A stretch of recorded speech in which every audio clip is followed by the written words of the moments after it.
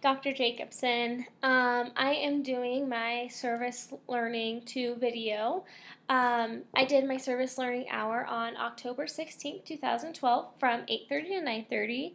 I did it in Mrs. Percival's 3rd grade classroom. It was the same classroom I was in for the last video, and it's decorated in a beach theme, and I sat in the same chair as last time. It's a beach chair that I sat in, and it's on a colored carpet area where they go for group readings and group activities.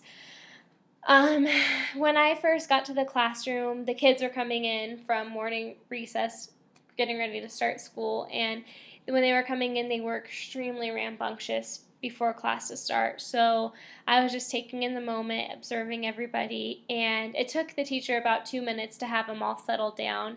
And the area in which I was next to, there was a group of desks and kids that were standing up, and after everybody had sat down and got to work, this group of kids were still standing, and it was 3 little boys and a little girl named Caitlin, and she was going on about kind of egging them on, but she was like, I can't believe I beat you guys in horse this morning at the basketball grounds. I beat the boys, and there was 3 of them and only one of her, and so they all like got together and they were laughing, and they looked at her and they said, you didn't beat us, we let you win, we just felt bad for you.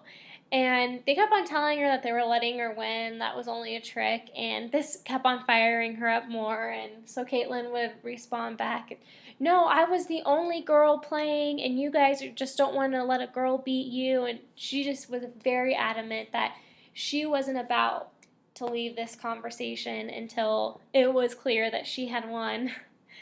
And and so there was one little girl that like turned around and saw her and said, Caitlin, I saw you win. I saw you win. And the boy said, no, you didn't. You weren't even there. And so she was trying to stick up for her, and the boys were trying to stick up for the boys. So it was very much like each side to their own.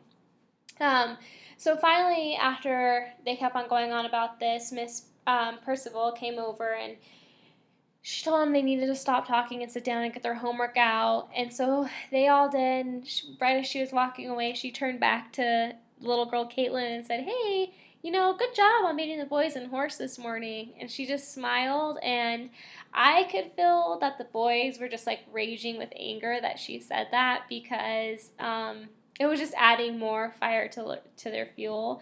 And but at the same time, like, they don't need to be intimidated against another girl. Just because she's a girl doesn't mean they need to sit there and say, hey, girls shouldn't play basketball, or girls aren't allowed to win, because they are. Um, and I think it was good that Miss Percival added that in and acknowledged her, because you can tell she just wanted to have um, the label of winning for that morning, not that big of a deal. So I connected my service learning hour to the concept of gender convergence, and I found this in Kimmel's, and the definition is whether we look at sexual behavior, friendship dynamics, efforts to balance work and family life over women's and men's experiences and aspirations in education of the workplace, we find the gender gap growing even smaller. So in just a short amount of time, I could definitely apply that definition to the group interaction that I saw of the boys and the girls and what happened earlier in the morning. The gender convergence, which I see within this group, is that she, as a little girl, she isn't scared to go play with the boys. She isn't scared to put herself out there, get on the basketball court, and play horse with them. And being as there were no other girls, it shows that she has like a different mindset, and it shows that the boys are also have a different mindset on this, because she's more able to get in with this group, not be scared, not be shy, and take the chance of playing with them.